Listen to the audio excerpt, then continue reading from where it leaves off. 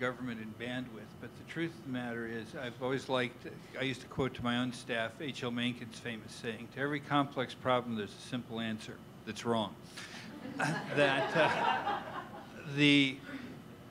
We as environmentalists really have an obligation to ensure that all of these things are thought through carefully, and then we make our best possible decision based on, and the other thing, of course, is socially you do make some mistakes.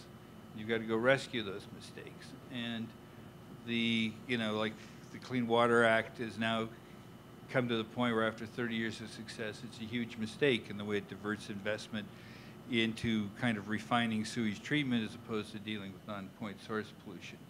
So we not only need to think in terms of be more thorough, look at things like methane leakage, which completely undermines the whole case for natural gas, but to think about how we revisit these decisions in a systematic way and are willing to revise them.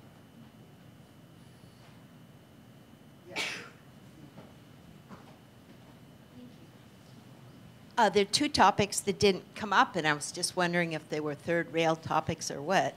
But one is the desalination project that was proposed by United Water Company on the Hudson, what your thoughts are on that, and yours on what your thoughts are about the oil pipelines under the Great Lakes, which you didn't mention.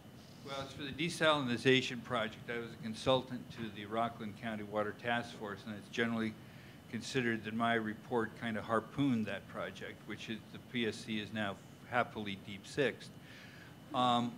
It's a kind of example of the perverse incentives and what Kevin said about public resources should stay in public hands. The oil pipelines into the Great Lakes, I'll defer to